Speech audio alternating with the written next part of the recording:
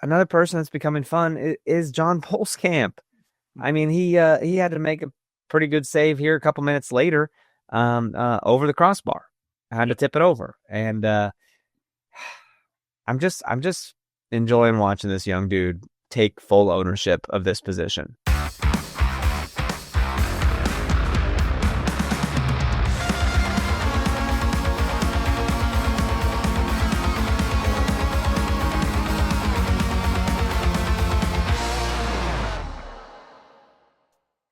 What's going on, everybody, and welcome back to Yeah. another episode of No Other Pod. We are here with a victory pod, and I'm Jimmy, along with my good buddy Daniel Kooser. Dan, how was your fourth, man? How's it going? Road victory pod, dude. That hits different. Mm-hmm. Just put that right into my body every time. It feels good. Fourth was fine, man. You know, nothing like watching soccer on the fourth. Feels good. I don't know when this happened in my life, but I can take or leave fireworks. Like I don't really care, but I used to love them. Like when I was younger, and I'm not sure how that changed. Like, and it happened so quickly. No, I get You it. do? It's well, I mean, it doesn't help that like my dog hates them, and people in my neighborhood start shooting them off like 2 weeks before the 4th, and I'm like, we don't need to be doing that. But I mean, also, like, not to be that guy, but like I've seen like Disney World fireworks shows, and like those are amazing. And so that's like, oh, okay, well, you know, whatever, like a local municipality fireworks show, like it's cool, but like it doesn't compare. No, you're right. Nothing compares to a Disney situation, dude. Right. That's a whole different level. And even then, I don't always stay for those Disney shows because you know what? While everyone else is watching the fireworks, there's a short line over at Rise of the Resistance. Absolutely. This year I was in Denver for the 4th of July. I wasn't unfortunately able to go to the game, which was kind of a bummer. That's crazy. But sucks. I did watch it. It was 10 miles away from me, and I watched it. And there were the people in the neighborhood of the Airbnb that I was at, they were shooting off fireworks all night. And so like I got to see some of it. But on the 3rd, Denver hosted like their city event in like a park in downtown Denver, had really good food trucks. So went there. The Colorado Symphony played, which was really cool. And then they didn't do fireworks, but they did a drone show, which was kind of cool. I'd never seen a drone show before. And that kind of blew my mind because it was like there's music and everything. And it makes sense when you think about it. I just didn't really think about it. You see something in like 2D and then it rotates and you realize like there's dimension to it. And it's like a 3-dimensional figure from the drone and everything. So it kind of blew my mind. Now, the one thing I will give a fireworks show over a drone show, you know damn well when it's a finale of a fireworks show. You don't really know when it's the finale of the drone show because it's not like all of a sudden there's all these explosions and everything. It just kind of like spelled something out and then it ended. Yeah, good point. That would have been cool, man. I went to my dad's pool for a little bit Friday, and I couldn't bear to get in the sun because the idea of getting some sort of sunburn and then having to go in this musical I'm in to go wear winter coats and shit. Yeah. I was like, I cannot be feeling hot. No, right now. That sounds terrible. Yeah. I was even in Denver. Like we didn't do a lot of hiking because it was still 90 degrees in Denver, which is crazy. It wasn't as humid as it is here, but it was hot. But I was even just worried about getting sunburned, you know, walking around. Like we went to a baseball game. We went to Coors Field and saw the Rockies beat the Astros. We got tickets for $8 after fees, which was insane. Dude. But like I had the cheap tickets when it's a bad team. I looked up I knew they were bad. I looked up their record before we went, and they were like 17-65 or something crazy. Yes, right. But I had to look up like where it was a 1:00 game because we went to the afternoon game on July 3rd, and so I had to figure out like where is the shade because I don't want to be sitting, you know, in direct sunlight at 1 p.m. in the afternoon for 3 hours. Thankfully, we figured it out, but it was hot. But Denver's cool. I never really spent much time in Denver, and I enjoyed it. Really? Yeah, we went to Rockies game once. We actually did like it was a microbrew tour when we were drinkers, and we visited a bunch of microbreweries, and dude, there was like some beer that came out that kind of tasted like balsamic vinegar, and it was like, oh, bro, like what's a regular beer? Like 5% alcohol? Yeah. Right. 4.5. So this was like 10 or 12. Like it was up there. And no one liked it, but Marissa and I did. So we like drank everyone else's. A horrible time. We just, oh, you're not gonna drink that? All right. We went to a couple of breweries. We went to one, and I was so confused because like, what the hell is happening? It was called Hogshead Brewing, I think, and the beer was really good. Oh, wow. But it was like a barbecue place. Yeah, well, they had like a little tent where they had like burgers and such, and they had like a cute outdoor seating area. But then, like, as part of the property, they had a sauna and like cold plunge pools that you could like buy passes to like get in the sauna or get in the plunge pool, and you get a discount on the beer while you're doing that. And I was like, we didn't realize it. We're sitting outside, we got our beer flights and everything, and all of a sudden I see a guy walk out of the brewery, beer in hand, in swim trunks and a towel. I was like, what the hell is happening? And then I see him go behind me. I look behind and I see 3 plunge pools and a big like barrel sauna. And then I looked it up, and it's like a thing at this particular brewery. Now the sauna sounds awful, but I like drinking a beer in a cold plunge doesn't sound half bad. But I don't think I'd want to be all sweaty hot drinking a beer in there. No, but I mean, I've never seen it. Now, there was an elderly gentleman who was like had a cane, and he was walking up holding his swim trunks and had a beer.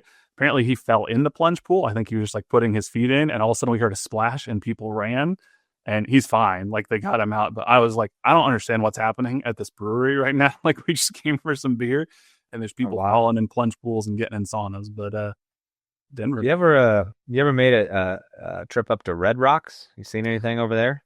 I haven't seen a show at Red Rocks. We looked at what was playing when we were there, and there wasn't anything that really piqued our interest. The closest thing I've been to, it's called the Columbia Gorge Amphitheater up in Washington State. And it's the same kind of idea where it's like you got the Columbia River and the gorge behind it, but not Red Rocks. Yeah.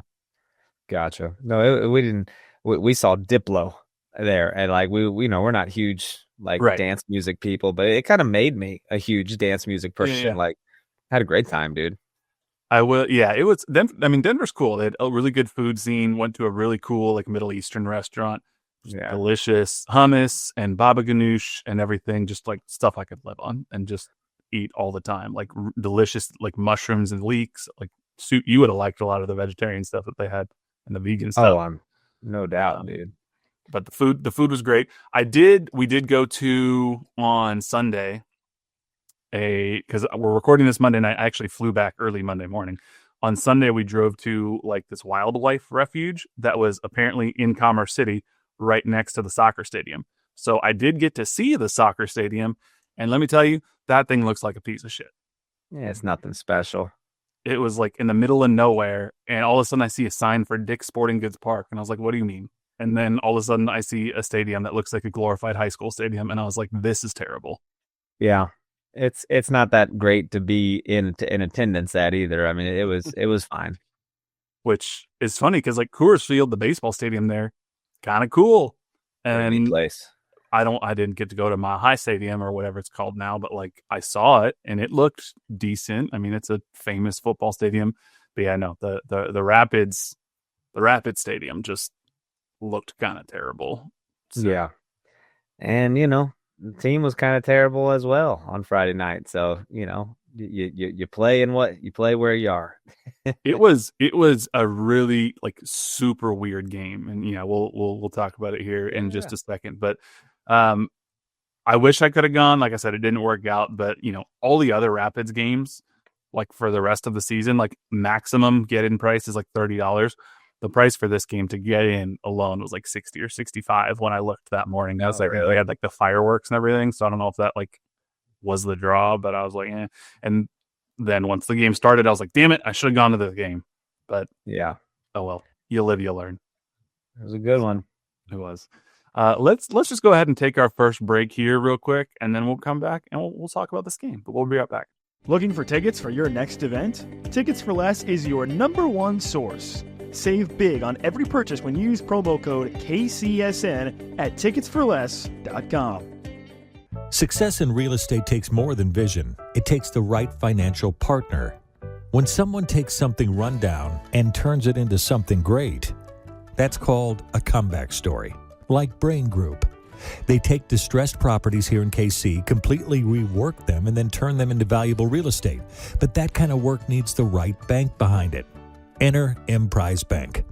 They're not about cookie-cutter loans. They saw Brain Group's vision, backed them, and now they're making big moves in Kansas City real estate. Talk about your partner in possible. Emprise doesn't do one-size-fits-all financing. They invest in potential and back growth. Visit emprisebank.com/KC to learn more. Emprise Bank. Member FDIC. Equal housing lender. Folks, there's nothing that beats relaxing on a hot summer day and watching some baseball.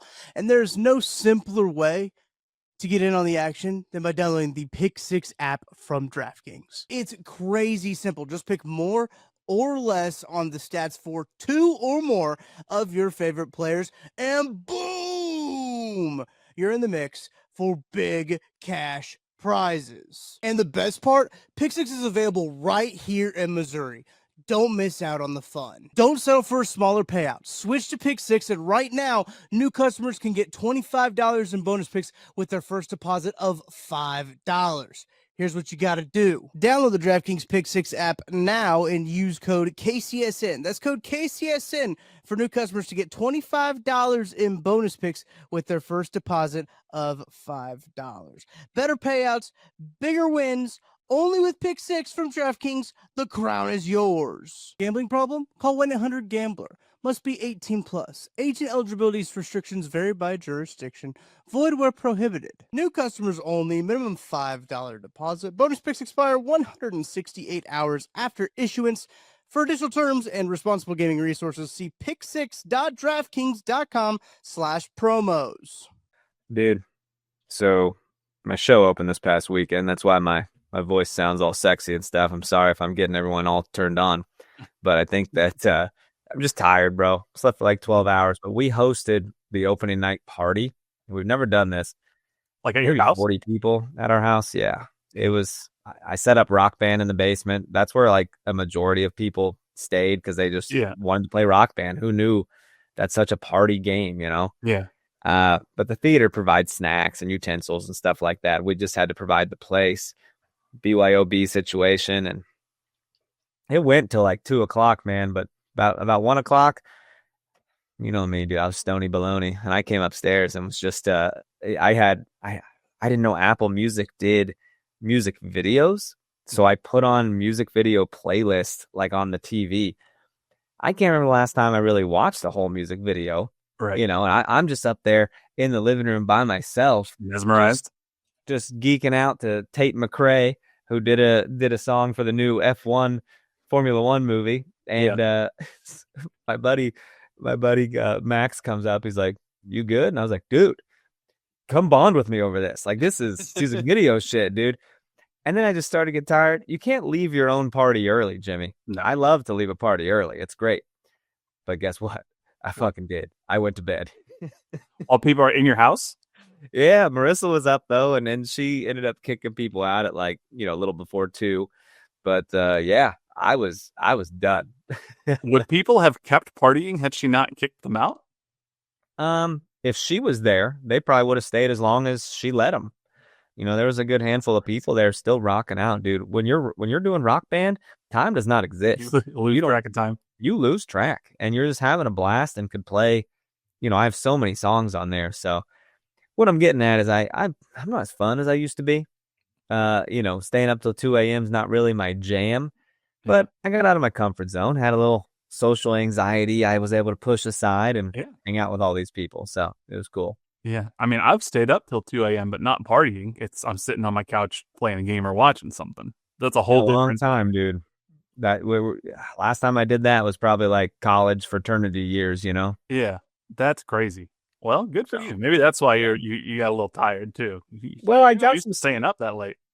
I slept till 9 or 10 that next day, so I was fine. But that's an eternity for you.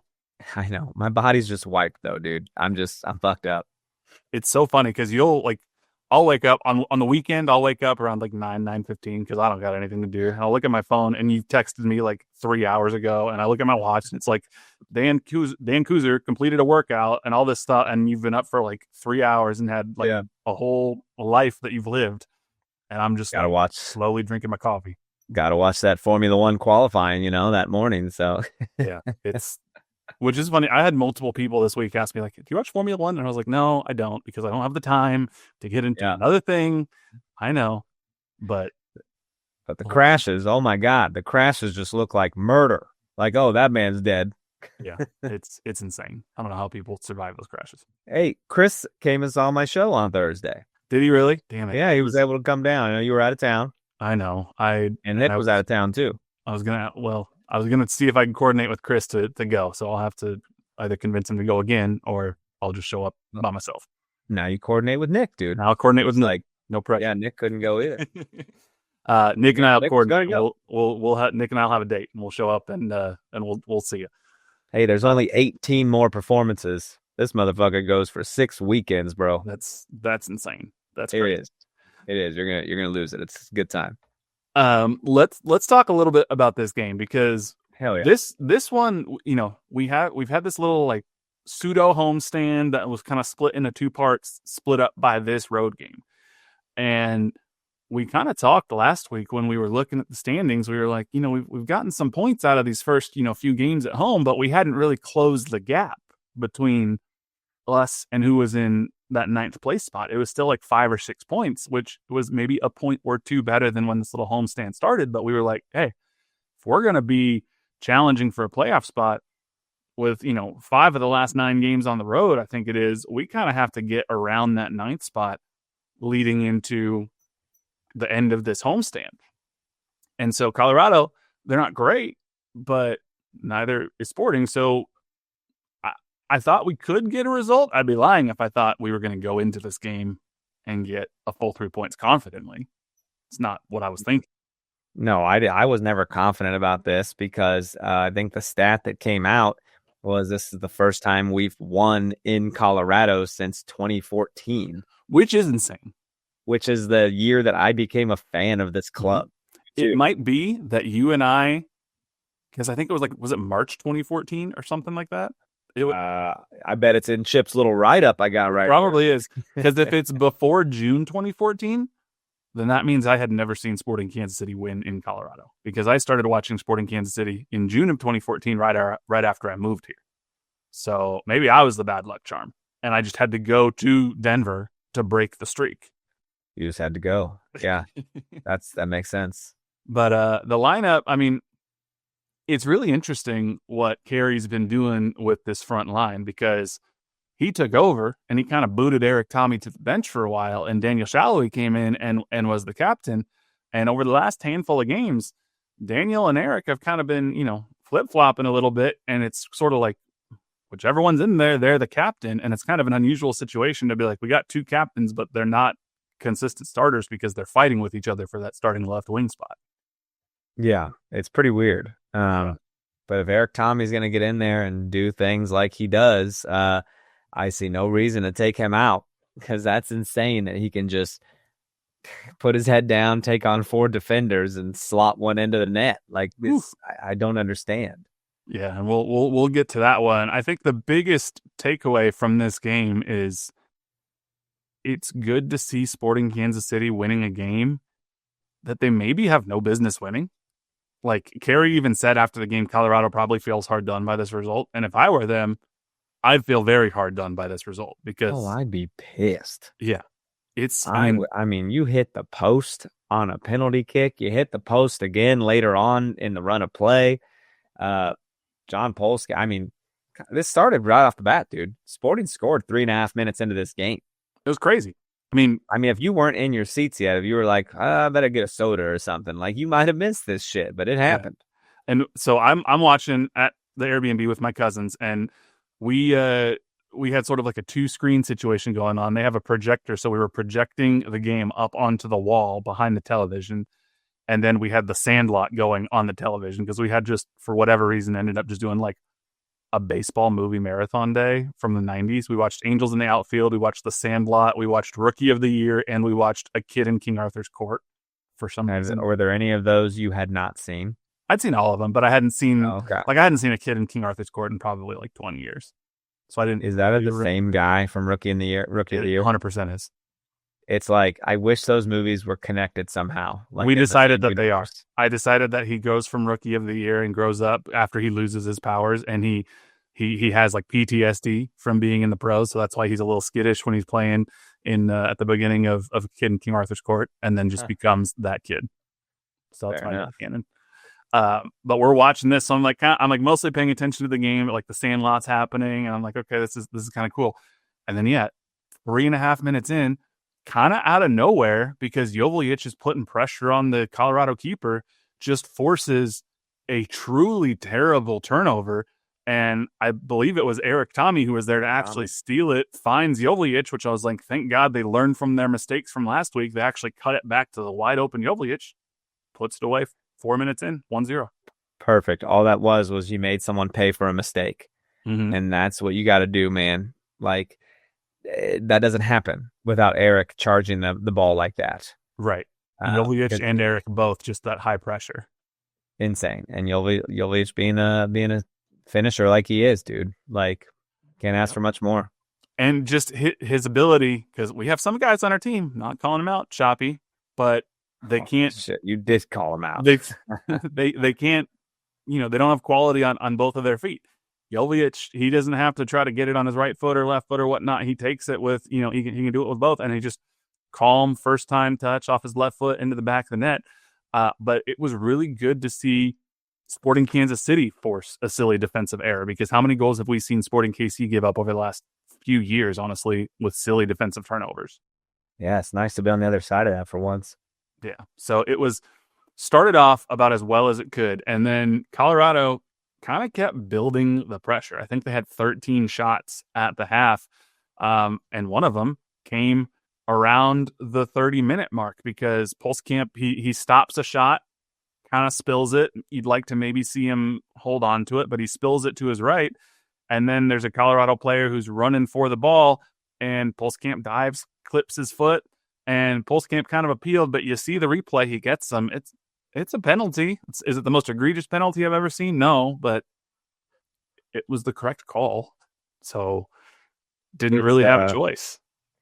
It's really frustrating because Joaquin's right there. Mm-hmm. And I don't know how he doesn't just shield off that guy from even getting the ball.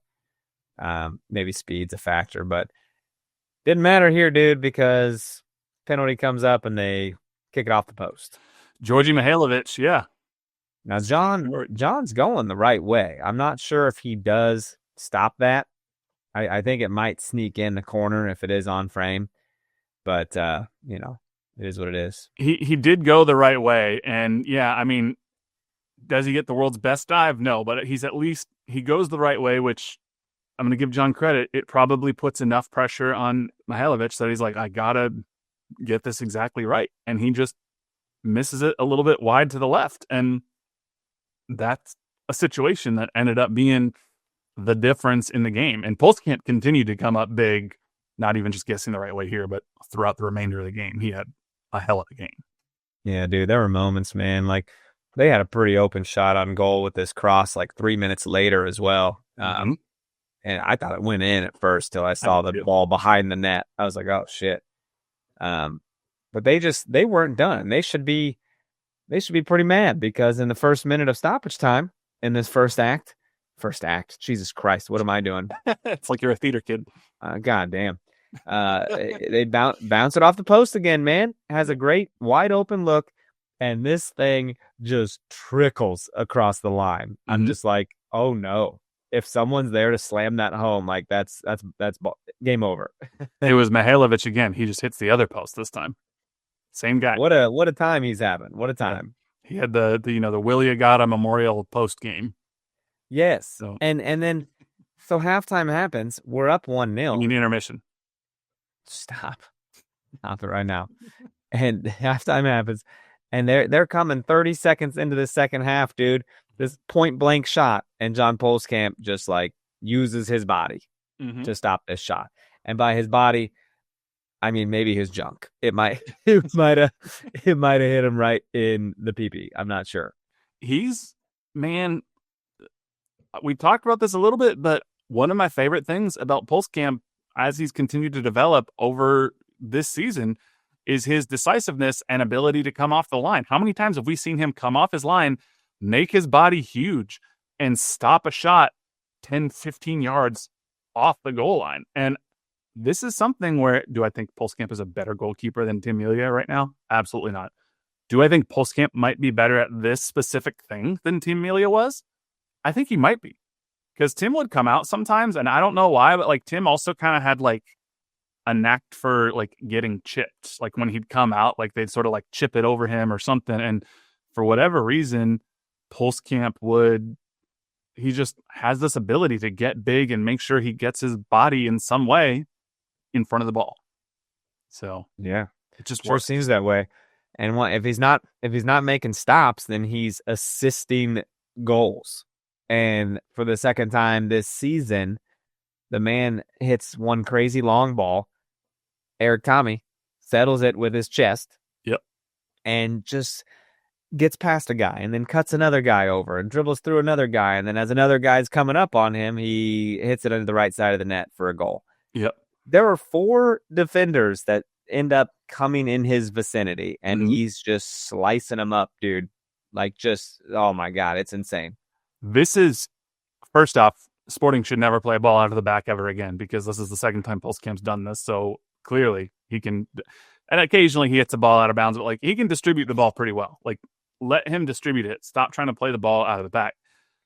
But this is just absolutely atrocious defending from Keegan Rosenberry.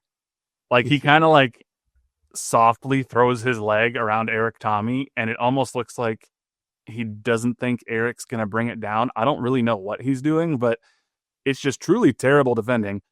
Immaculate first touch by Eric Tommy, and then he just simply outruns everybody, makes his own space, and I think just catches the keeper completely off guard. And then the archer pulls the arrow out of the quiver, fires it into the crowd, and suddenly it's 2-0 Kansas City. So fun, dude. He's so fun to watch when he's playing like that, man. I mean, has he had frustrating moments before? Sure. But he's just fun. And another person that's becoming fun is John Pulskamp. I mean, he had to make a pretty good save here a couple minutes later over the crossbar. I had to tip it over. And I'm just enjoying watching this young dude take full ownership of this position. I'm comfortable saying that like Pulskamp should be the guy for the foreseeable future at this point. I think there were people who maybe weren't 100% sure going into the season. They're like, okay, it's obviously him for this year, but is he going to grab hold of the reins, and is he going to be the guy for the foreseeable future? Does it still make mistakes at times? Yes. He's 23 years old. He's got like another 15 years at least of goalkeeping in his future, assuming he stays healthy. He's still learning how to be a consistent starter, but on the field, he's grown so much. He's making incredible reflex saves. He is such a leader off the field for this team and in the locker room. I'm really glad to see that of the positions, like defensively, where I'd like to see Kansas City sort of reinforce the team in this offseason and get better. I'm not worried about goalkeeper. We're set at goalkeeper. Nope. That's not a problem. Not right now anyways, man. I feel like we got a goalkeeper. I feel like we got at least one center back in Jansen Miller. He's, again, sometimes makes mistakes, but will continue to get better. I don't know. We'll see. There's potential here. It did get a little interesting toward the end of the game. You know, Kerry tried to get a little defensive minded to try to secure the full 3 points. And you know, Ian James, he had to come in the 17th minute for Joaquin Fernandez. Was there an injury that Joaquin got subbed out on early in the game? It was after the yellow card, which I'm not really sure what happened, but he got subbed out. I don't remember. I've had a couple libations by that point. But Ian James was in there, did pretty well for most of the game, but 17-year-old in the 88th minute of a 2-0 game just makes a reckless, silly tackle in the box. Very clearly a penalty. This is just a tackle that you can't make, and gives up a penalty kick. And this time it's buried, and it becomes 2-1 in the 89th minute. in what I would argue is a potentially illegal penalty kick. Because this was some bullshit, because his forward momentum definitely stopped. Okay. Let's I got it queued up right here. Oh, there's that awful tackle. Ian James, sorry man, we love you. Hell of a player, but that was rough. It's terrible. So let's see this penalty here. He's going. What the fuck? See, now I told you, I fell asleep in like the 80th minute. I don't know, man. I just couldn't hang on. I'm having a rough time, by the way. Rough go of life right now. It's a miracle that Dan's recording this right now. It's actually crazy, but it feels nice to talk, if I'm being honest, even though maybe I shouldn't be. I don't know. But he goes running forward, and then he does these little choppy steps, and then kind of stops altogether. And I'm like, how is that not reviewable or spoken about? You know, what are we talking about? Forward momentum is not allowed to stop in your run-up, and his forward momentum clearly stops. You know what? Whatever. Sucks to suck. Y'all had another penalty, couldn't get it done. Couldn't score from the run of play on us because our defense was too good. Whatever, man. That drops Colorado to 9th, brings us up to 11th. We are 3 points out of playoff position. It's unreal right now. It feels good. It is crazy. I did get a little nervous when there was 6 minutes of stoppage time that was shown, because I was like, damn, that's a long time. And with we're going to draw this game.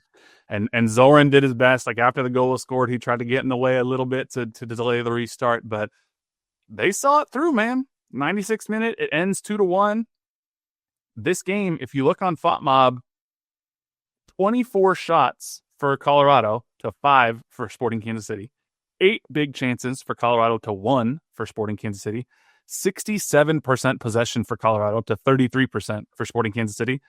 And the expected goals, 4.07 expected goals for Colorado to 1.05 for Kansas City. But at the end of the night, there's only one stat that matters. It's the final scoreline. It's 2-1 Sporting Kansas City. And for that, I got some more numbers that Chip sent us over. You ready for those? End them. Let's see. Or should we do? We done our second break? Oh, we're okay. We're not doing it. We're not doing a second break. This is where I should read our producer's notes in the midst of this recording. So, what is he good for? What's he even here for? If you're not going to pay attention to him. I don't know. I'm sorry, Nick. Accept my apologies. Yeah. This is a peek behind the curtain. Any dum-dum can hit record. All right, he's here for the good stuff. And you're not even paying attention. I know. That's unbelievable. Give me sorry, Nick. We'll talk shit on Jimmy later, Nick. Chip said, the chip shot. In a match that had all the makings of a Colorado win, we pull out our first W in Colorado since 2014. Let's take a look. In the 90 minutes, Colorado came out with 64% possession, 575 attempted passes, and 22 shots, 7 of which were on goal. The stat sheet really had Colorado in front of everything this match. Heck, Colorado had more shots on goal than SKC had shots total. But the biggest number I see out of this is 4.0. That's the XG Colorado had for this game. An even 4.0 XG and only 1 goal to show for it, making it the largest difference between those two numbers of any game of any team this season. Crazy. Of Colorado's shots, they had 6 of them above 0.25 XG, including the 2 penalty kicks, but Pulskamp came through big on 7 for 7 for saves. Tommy had himself a game with both the assist to the goal for Joveljic in the 4th minute and the goal of his own in the 53rd minute. Aside from the few attacking opportunities SKC had, they went extremely quiet for the most part, producing only 2 shots after the 21st minute. At some point, SKC went on full defense and hunkered down, just focused on denying Colorado any kind of offense, but I do want to point out the quick counterattack we're seeing on occasion from SKC. It does, however, mean that SKC's own John Pulskamp has his 2nd assist on the season, putting him on top for goalkeeper assists, taking the lead over Luis Barraza from DC United and Pedro Gales in Orlando. Gales.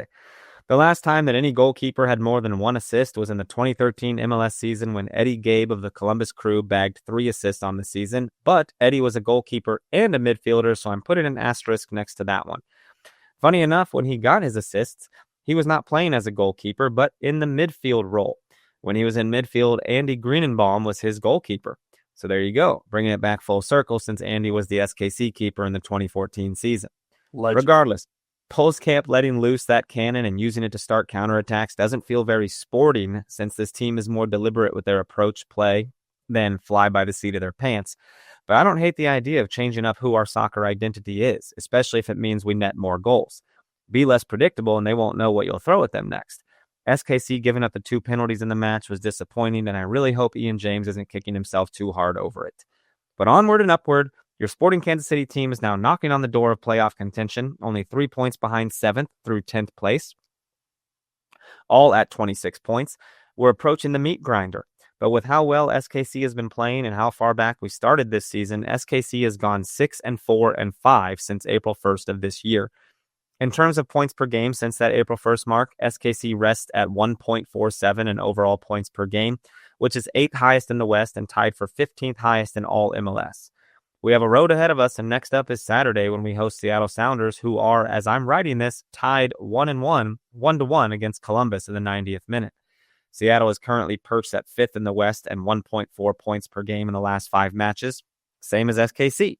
Seattle is boasting a relatively good record on the season, but that record feels slightly more sour when you only look at their away performances, which are set at a 2-3-5 compared to SKC's 3-3-4 record at home. Seattle has had some performance issues on the road with their goals too, netting themselves only 0.7 goals forced per game while away this season, the second lowest in the league behind Atlanta. Let's see if we can keep this party going. See you on Saturday. Thank you. Seattle's up, man. I do. Seattle. This game's interesting because of what happened to Stephen Fry this past weekend too, which we'll talk about here in a second. Yeah.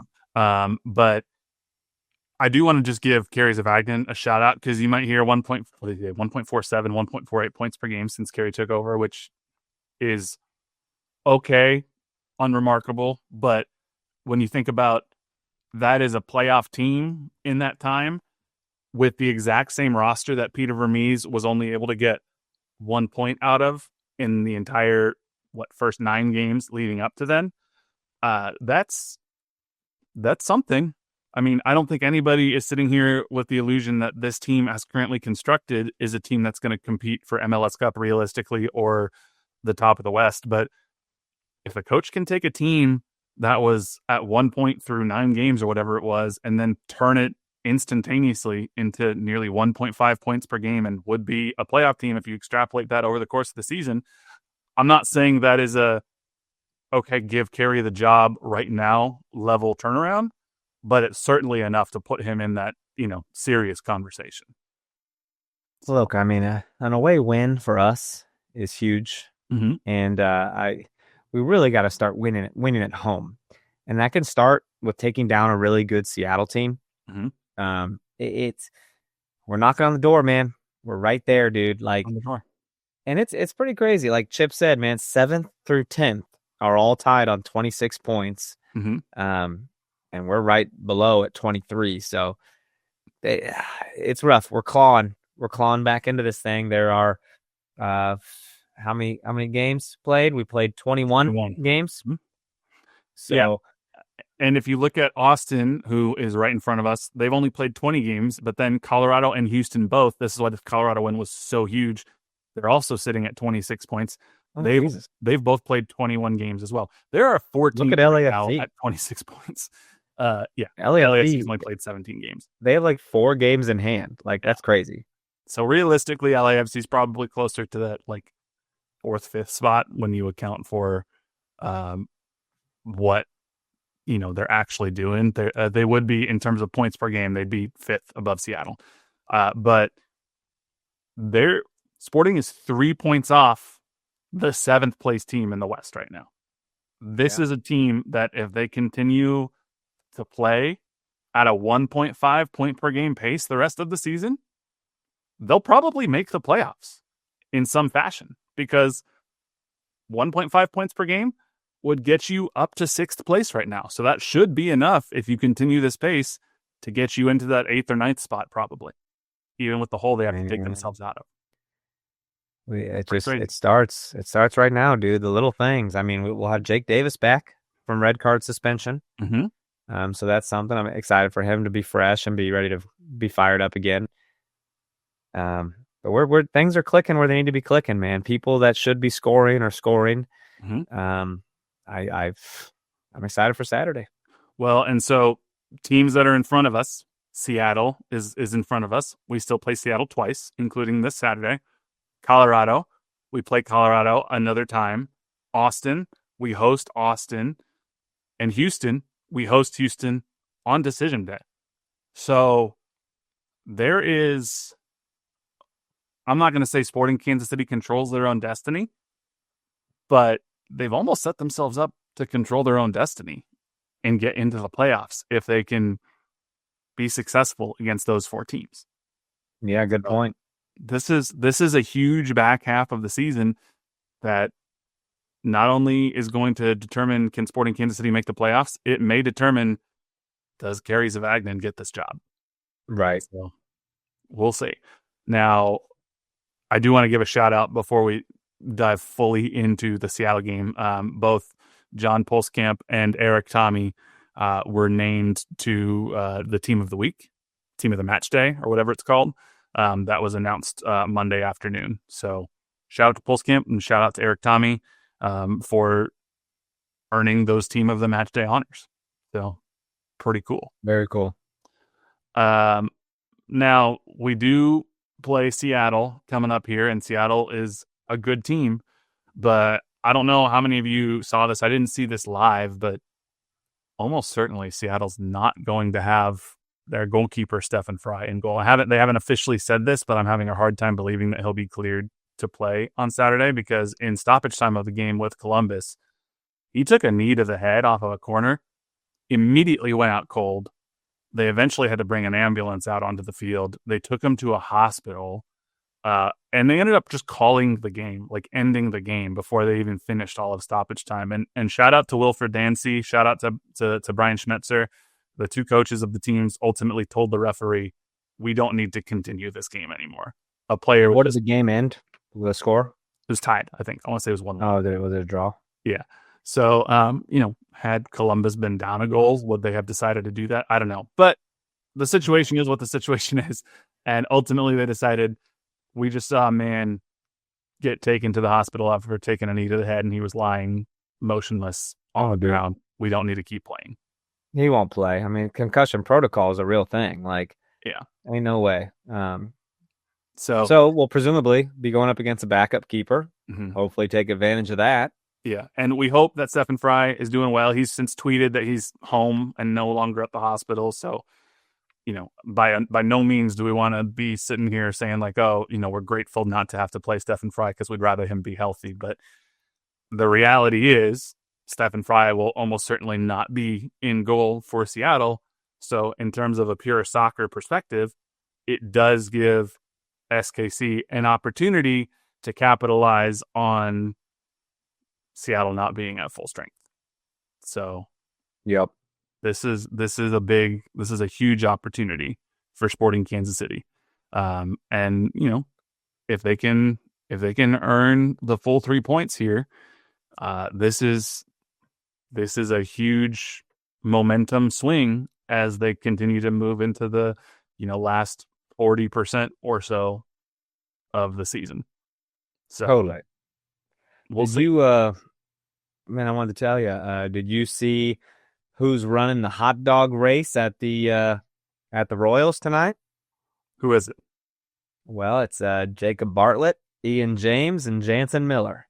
Is it really? Yeah, and Daniel Shallowy is throwing out the first pitch. That's pretty cool. Yeah, and it's supposed to happen. I don't know. Did they put the hot dog race on TV? Watching the game? Do they? Because it's supposed to be like they're going to do it in the middle of the 4th inning. Oh, if we were at a live podcast right now, the game is literally in the top of the 4th with 2 outs, which means the hot dog race is imminent. It's about to happen. Yes, Man, it is, dude. I wish we knew who won when we were recording this. I was trying to look and see. Hey, we got some more stuff to talk about here. I'll let you know because it's on the phone right now. That's so funny.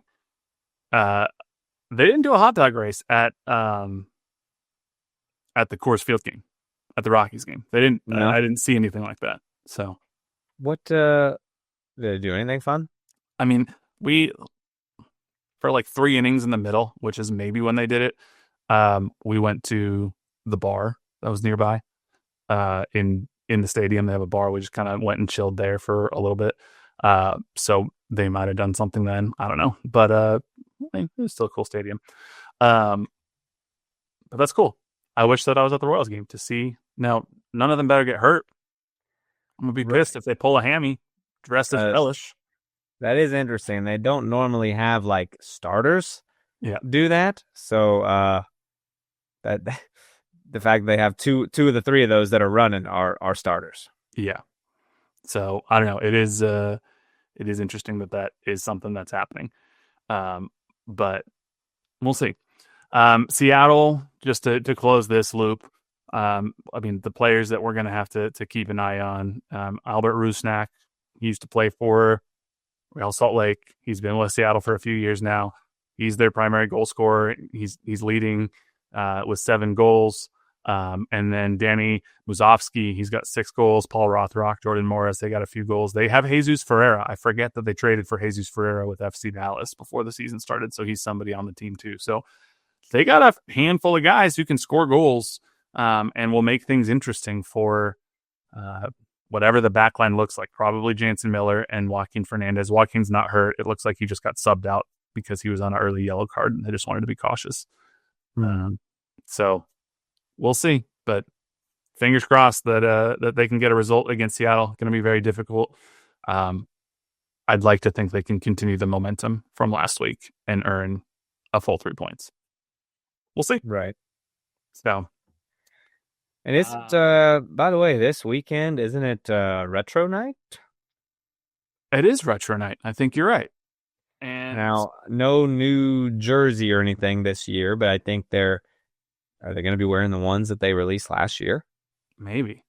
Now, what is unfortunate, I will actually not be able to be at this game because I am at the current game. And normally I would go to the Sporting KC game over this particular current game because the current game is not an NWSL league match.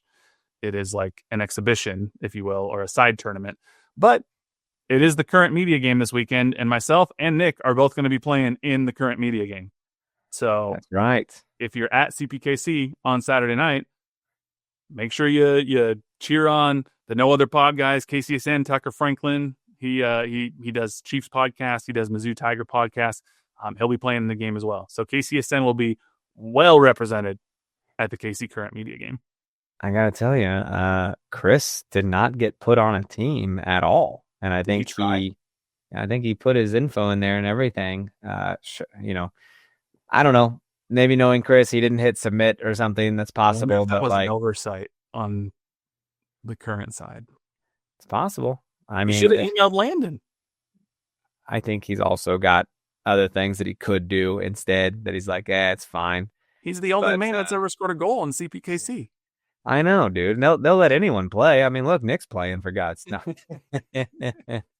It should be fun, but just don't go out there and hurt yourself. All right, you're not spry and wiry like you used to be. All right, no, be careful. I have to travel with a special pillow so my neck doesn't hurt when I sleep. Stop.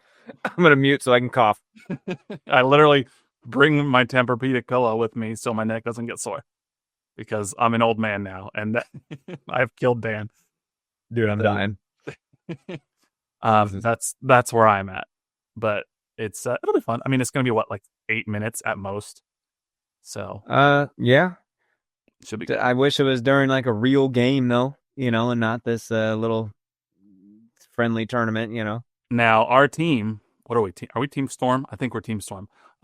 Whatever we are, Jillian Carol Latrinko is our team captain, and let me tell you, she's taking this seriously because she has organized a practice for the team on Tuesday afternoon that I'm not able to go to because I work.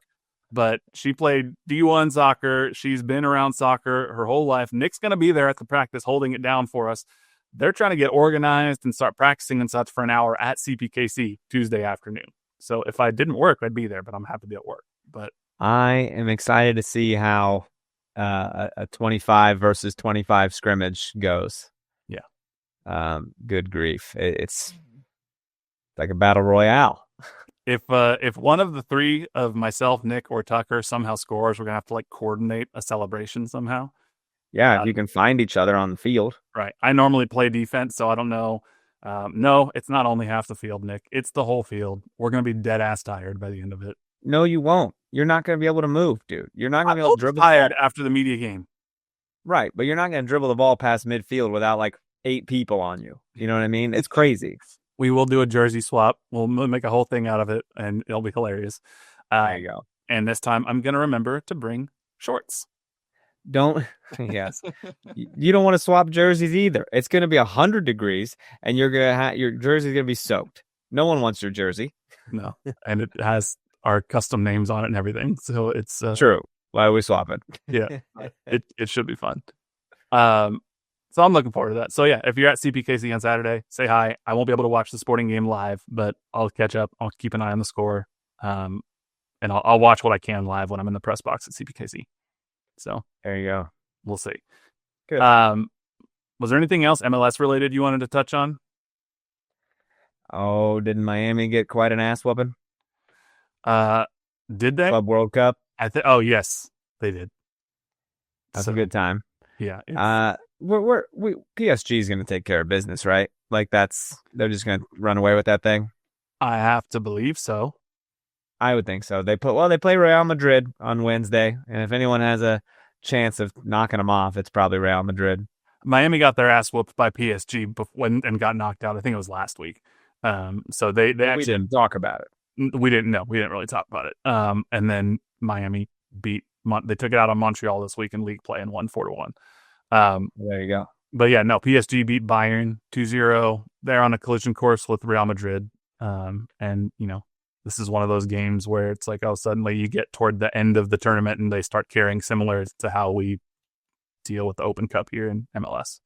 Yeah, man. Semifinals now, dude. Mm-hmm. You got Chelsea and Fluminense. Is that right? Fluminense. Are they from Brazil, I want to say? Yeah, I don't know. I'm just pretty sure it's Brazilian.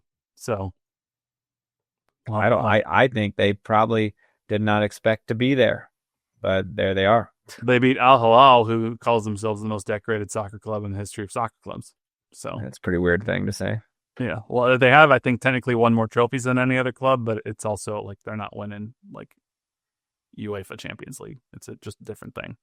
Gotcha. So, and you also got U.S. Open Cup quarterfinals starting this week as well.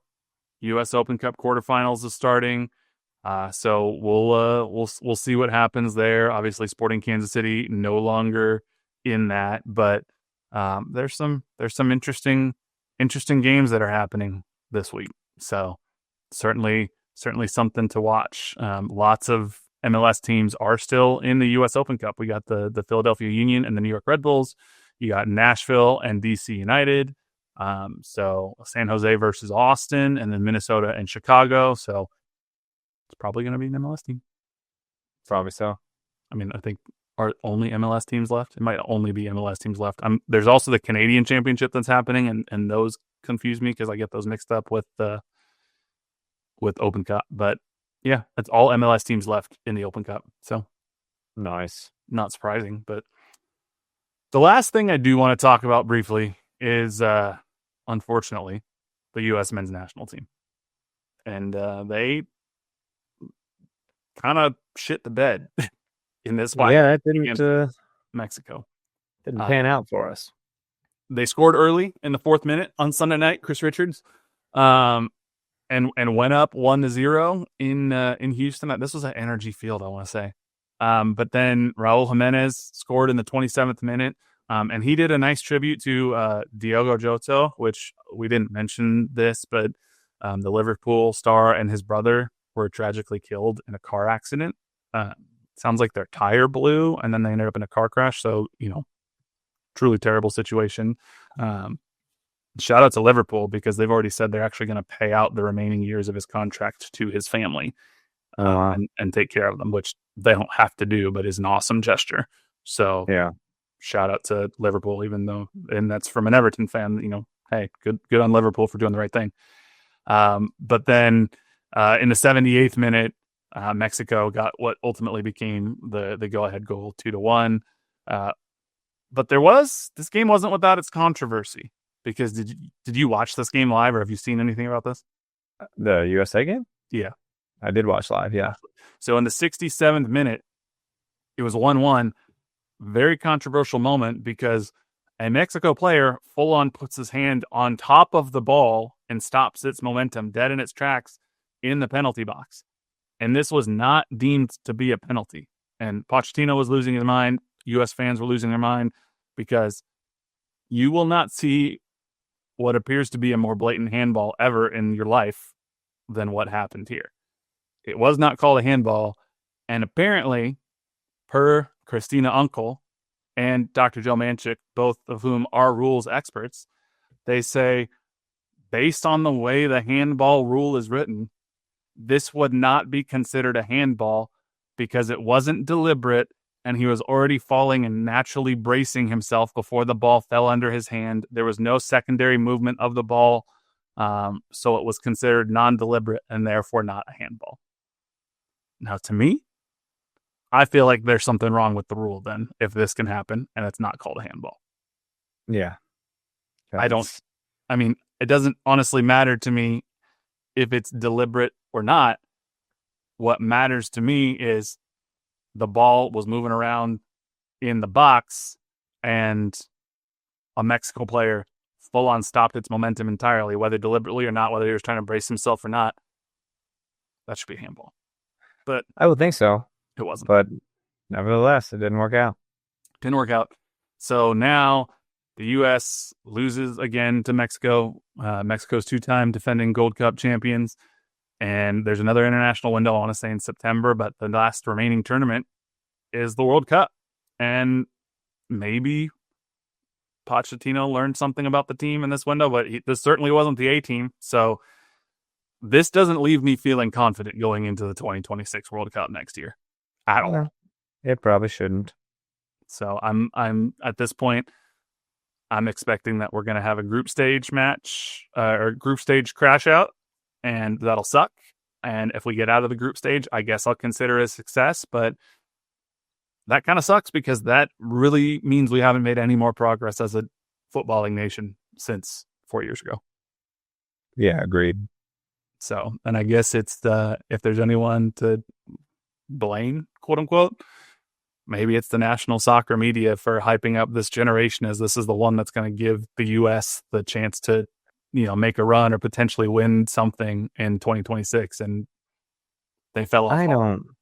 It just shows, dude, media, like these experts, they aren't experts. They just like to talk. Yeah. And like, it goes back to like, I still watch Welcome to Wrexham. Mm-hmm. That's a show that probably should have ended after one season, but they kept winning, and then they kept winning, and they had a whole thing of like a whole montage of these pundits saying like, no, they're gonna get relegated again, or they'll be here for a couple years. There's no way they get promoted a second time, and then it happened. Yeah, and now they're going. They've done what no one's done before. Yeah, and now they're trying to do. Sorry, I'm going on a Welcome to Wrexham span now. Like, it's a great show, dude. Are you still watching it? I haven't watched it, actually. I know everyone tells me about it. I need to watch it. Can you imagine if they go to the Prim? I know. Now, I don't think this is like the pro Rail Cinderella story a lot of people make it out to be, because basically what happened is a bunch of rich dudes bought a club, put a shit ton of money into it, and it worked. Yeah. It doesn't always work. People do that all the time. I know.